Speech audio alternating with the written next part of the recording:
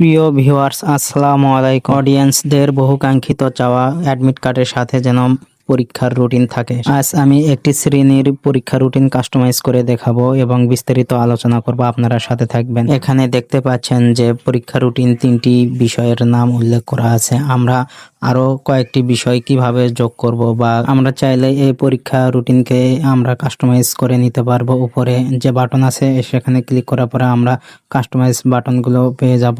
আমি স্কুলের নাম, ঠিকানা এগুলো নিয়ে আলোচনা করলাম না। আপনারা চাইলে গণপ্রজাতন্ত্রী বাংলাদেশ সরকার ও স্কুলের নাম ফন্ট আপনারা ছোট বড় করে নিতে পারেন। একেবারে স্ক্রল করে আমি নিচ দিকে চলে আসলাম। পরীক্ষার রুটিনে নতুন বিষয় কিভাবে যোগ করব তা দেখাবো। এখন আপনারা দেখতে পাচ্ছেন যে সাবজেক্ট রুটিনে যোগ করুন একটি অপশন আছে। এখানে ক্লিক করলে আপনাদের সাবজেক্ট অপশন চলে আসবে। রুটিনে আমরা যে কয়টি বিষয় উল্লেখ করব সেই অনুযায়ী আমরা ঘর সিলেক্ট করে নেব। এরপর আমরা বিষয়ের নামগুলো উল্লেখ করব।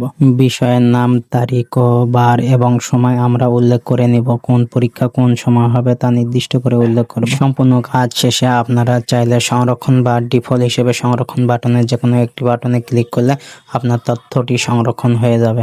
সংরক্ষণ করুন ও ডিফল্ট হিসেবে সংরক্ষণ করুন, দুটি বিষয় সম্পূর্ণ আলাদা। সংরক্ষণ বাটনে চাপলে আপনি যে শ্রেণীর অ্যাডমিট কার্ড বা পরীক্ষা রুটিন কাস্টমাইজ করতেছেন সেই শ্রেণী কাস্টমাইজ হবে। কিন্তু আপনারা যদি ডিফল্ট হিসেবে সংরক্ষণ করুন মেনুতে চাপ দেন, এক্ষেত্রে দেখা যাচ্ছে আপনি যে কয়টি শ্রেণী যুক্ত করেছেন, প্রথম, দ্বিতীয়, তৃতীয়, চতুর্থ বা পঞ্চম, যে কয়টি শ্রেণী হোক সবগুলোতে আপনার ওই পরীক্ষার রুটিনটি যুক্ত হয়ে যাবে। অপশন দুইটা। এখন আপনি যদি চান শুধুমাত্র একটি শ্রেণী কাস্টমাইজ করতে চান, সেক্ষেত্রে শুধু সংরক্ষণ মেনুতে চাপ দিন। আর সব শ্রেণীর জন্য যদি কাস্টমাইজ করতে চান সেক্ষেত্রে আপনারা ডিফল্ট বাটনে চাপ দিন। এরপর আপনারা দেখতে পাচ্ছেন এখানে একটি সম্পূর্ণ কাস্টমাইজ একটি প্রবেশপত্র তৈরি হয়েছে। আমি চতুর্থ শ্রেণীর জন্য শুধুমাত্র তৈরি করেছি। আপনারা দেখতে পাচ্ছেন নতুন যে বিষয়গুলো আমি যুক্ত করেছিলাম সেগুলো এখানে যুক্ত হয়ে গেছে। আপনারা চাইলে পরীক্ষার প্রবেশপত্রে প্রধান শিক্ষকের স্বাক্ষর ও শ্রেণী শিক্ষকের স্বাক্ষর যুক্ত করতে পারবেন। কিভাবে যুক্ত করতে হয় এর আগের ভিডিওতে বলা হয়েছে।